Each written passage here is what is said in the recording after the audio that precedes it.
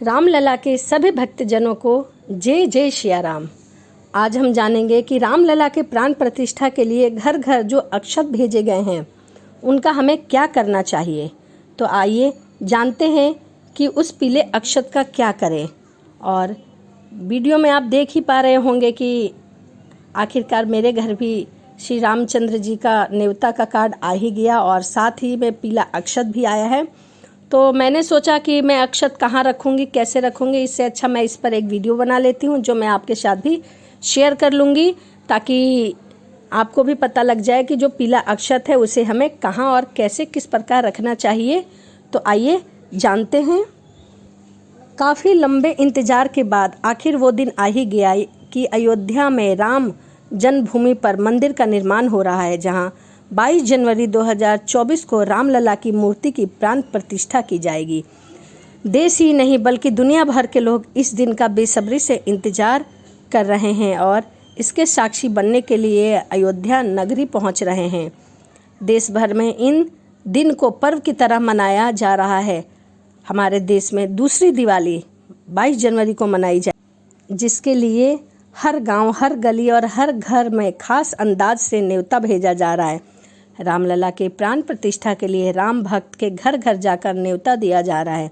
इस न्योते में अक्षत यानी कि चावल का उपयोग भी किया जा रहा है, जो कि पीले रंग का है, जो कि बेहद ही पुरानी भारतीय परंपरा है कि जब भी हम किसी को न्योता देते हैं तो बिना अक्षत के नहीं देते। तो आइए यह जानते हैं हम कि इस अक्षत का क्या करें। अयोध्या के राम मंदिर के निर्माण का काम तेजी से चल रहा है। दूसरी ओर रामलला की मूर्ति के भव्य प्राण प्रतिष्ठा समारोह की तैयारी भी चल रही है। ऐसे में कोई घी, चीनी, तेल, सब्जी अपने आराध्य को अर्पण कर रहे हैं, मगर सबसे खास सौगात रामलला के ननिहाल से आ रहा है। भगवान के ननिहाल से 3000 टन सुगंधित चावल भेजे जा रहे हैं, जिससे प्राण प्रतिष्ठा के बाद रामलला का भोग लगेगा। भारतीय परंपरा के अनुसार प्राचीन काल में लोग एक दूसरे को किसी उत्सव या कार्यक्रम का न्योता देने के लिए अक्षत का उपयोग करते थे। अक्षत यानी कि चावल देकर ही उन्हें निमंत्रण भेजा करते थे। इसके लिए अक्षत पर हल्दी का लगा होना या फिर पीले रंग के चावल का ही उपयोग किया जाता था। अक्षत का विशेष स्थान होता है। अक्षत के बिना कोई भी पूजा पाठ या अनुष्ठान, धार्मिक कार्य अक्षत के बिना अधूरा माना जाता है।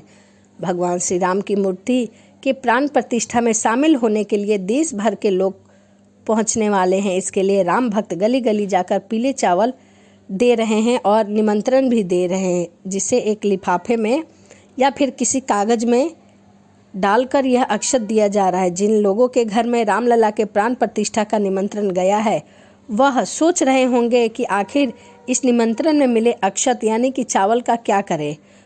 धार्मिक दृष्टिकोण से अक्षत का विशेष महत्व है। इसे पूजा पाठ या फिर तिलक के मुख्य रूप में उपयोग किया जाता है। इसीलिए निमंत्रण में आए हुए अक्षत को लाल कपड़े में बांधकर आप अपनी तिजोरी में या फिर घर के मंदिर में रख सकते हैं, ताकि कभी भी धन धान्य की कमी ना हो और भंडार भरा रहे। वही इस अक्षत को आप तिजोरी में भी रख सकते हैं। मंदिर में पूजा पाठ या तिलक लगाते समय भी इस अक्षत का उपयोग कर सकते हैं। जैसे आप कोई भी शुभ काम के लिए जा रहे हैं, जैसे कि किसी जॉब के लिए जा रहे हैं या फिर आप गवर्नमेंट जॉब के लिए जा रहे हैं, प्राइवेट जॉब के लिए जा रहे हैं, कोई व्यापार के लिए जा रहे हैं, तो आप इस अक्षत को थोड़ा सा लेके जा सकते हैं या फिर माथे पर तिलक लगा सकते हैं, क्योंकि अक्षत शुभ माना गया है। दही का टीका लगाने के बाद उस पर आप यह अक्षत लगा सकते हैं। धार्मिक मान्यताओं के अनुसार यह भी देखा गया है कि उसमें चावल का उपयोग, टीके में चावल का उपयोग अवश्य किया जाता है। धार्मिक कार्यों के दौरान तिलक लगाया जाता है तो उसमें चावल का होना अनिवार्य माना जाता है, और वो भी पीले रंग का चावल। पीले रंग का चावल सभी देवी देवताओं को प्रसन्न करने के लिए होता है, जिससे देवी देवता जल्दी प्रसन्न हो जाते हैं। इसीलिए रामलला के प्राण प्रतिष्ठा के शुभ मौके पर आमंत्रण पत्र के साथ पीले चावल दिए गए हैं। पीले चावल से किसी भी शुभ कार्य में सफलता जरूर मिलती है। इसीलिए रामलला प्राण प्रतिष्ठा के शुभ मौके पर भी अक्षत यानी पीले चावल का उपयोग किया जा रहा है। विश्व के राम भक्त से निवेदन किया जा रहा है कि प्राण प्रतिष्ठा के दिन वो प्रातः 11 बजे से 1 बजे के मध्य अपने ग्राम, मोहल्ले, कॉलोनी में स्थित किसी भी मंदिर के आसपास के राम भक्तों को एकत्रित करके भजन कीर्तन करें। कहा जाता है कि भजन कीर्तन से प्रभु बहुत प्रसन्न होते हैं।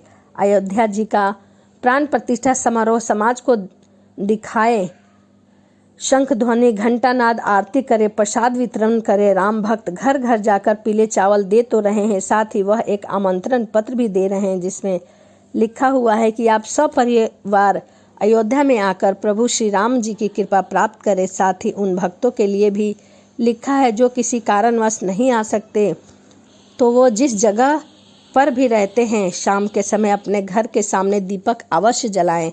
इस दिन को ठीक उसी तरह मनाएं जैसे कि आप दिवाली का उत्सव मनाते हैं दीप जलाकर।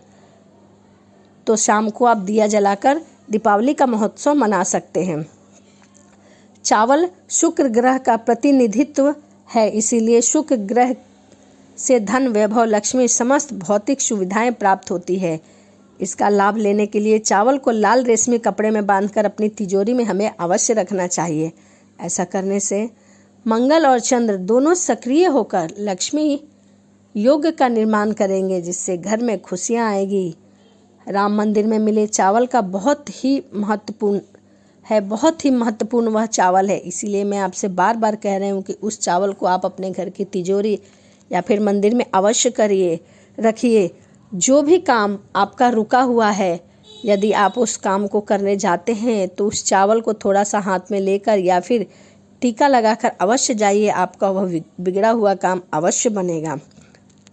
इसीलिए रामलला के प्राण प्रतिष्ठा के दिन भी के लिए चावल ही भेजा गया है और आप चाहें तो उस दिन श्री रामचंद्र को भोग लगाने के लिए आप चावल की खीर भी बना सकते हैं। खीर को प्रसाद के रूप में भगवान को भोग लगाकर सब परिवार ग्रहण करिए तथा दूसरों को भी बांटिए। ऐसा करने से घर में सुख समृद्धि। तो इस वीडियो में मैंने आपको यह बताया कि प्राण प्रतिष्ठा में आए हुए पीले चावलों को क्या करें। तो मैंने बताया कि उसे आप मंदिर में रख सकते हैं या फिर अपनी तिजोरी में रख सकते हैं या फिर आप अपने पर्स में भी रख सकते हैं। लेकिन कई बार क्या होता है कि हम कहीं ट्रैवल वगैरह करते हैं तो पर्स, वॉशरूम वगैरह में भी ले जाते हैं तो चावल जो है वो अशुद्ध हो जाता है। इसीलिए हमें अपने पर्स में नहीं रखना चाहिए। तो आप डेट मत भूलिएगा। 22 जनवरी 2024 हमारे रामलला की प्राण प्रतिष्ठा है। तो आप वहाँ जा भी सकते हैं और यदि आप नहीं जा सकते किसी कारणवश तो आप अपने घर में दीप जरूर जलाइए, हरि कीर्तन जरूर करिए और उस दिन किसी भी मंदिर में जाकर भी आप कीर्तन पूजा पाठ कर सकते हैं। तो चलिए इसी के साथ वीडियो को समाप्त करते हैं। यदि मेरी वीडियो आपको अच्छी लगी हो तो प्लीज़ चैनल को सब्सक्राइब जरूर करिएगा और कमेंट में जय श्री राम जरूर लिखिएगा। यदि आप श्री राम के भक्त हैं तो जय सिया राम जरूर लिखिएगा। तो चलिए मिलते हैं अगली वीडियो में। जय जय सिया राम, जय जय हनुमान।